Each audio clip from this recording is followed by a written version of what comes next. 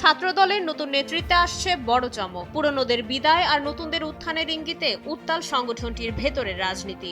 মেয়াদোত্তীর্ণ committee, Tarique রহমানের সক্রিয়তা আর শীর্ষ পদে একাধিক আলোচিত নাম, সব মিলিয়ে ছাত্রদলের আসন্ন কমিটি ঘিরে তৈরি হয়েছে প্রত্যাশার তীব্র এক আবহ।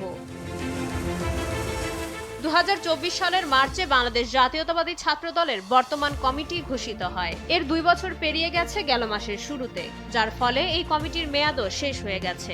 এরই মধ্যে নতুন কমিটি গঠনের প্রক্রিয়া শুরু হতে চলেছে। তারেক রহমানের সঙ্গে সাক্ষাৎ করেছেন এমন কয়েকজন নেতা সময়ের আলোকে জানিয়েছেন, বিএনপির অঙ্গ সংগঠনগুলোর সাংগঠনিক অভিভাবক তারেক রহমান সংগঠনের বড় পরিবর্তনের আভাস দিয়েছেন। ছাত্রদলের শীর্ষ 2 পদে আলোচনায় আছেন আমানুল্লাহ আমান, ইব্রাহিম খলিল, মোহাম্মদ শামীম আক্তার শুভ, আবু আফসান মোহাম্মদ ইয়াহিয়া, শ্যামুল মালুম, কাজী জিয়াউদ্দিন বাসিত, খোরশেদ আলম সোহেল, সালেহ মোহাম্মদ আদনান, এস.এম. আবু জাফর, শরীফ প্রধান শুভ, মঞ্জুরুল আলম রিয়াদ, মুস্তাফিজুর রহমান, ফারুক হোসেন সহ আরো বেশ কয়েকজন।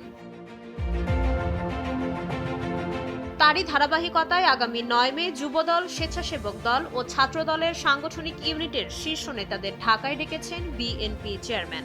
প্রায় অভিন্ন সুরে নেতারা জানিয়েছেন, বর্তমান কমিটির সুপার 5-এ থাকা নেতাদের নতুন কমিটিতে না থাকা নিয়ে গুঞ্জন রয়েছে।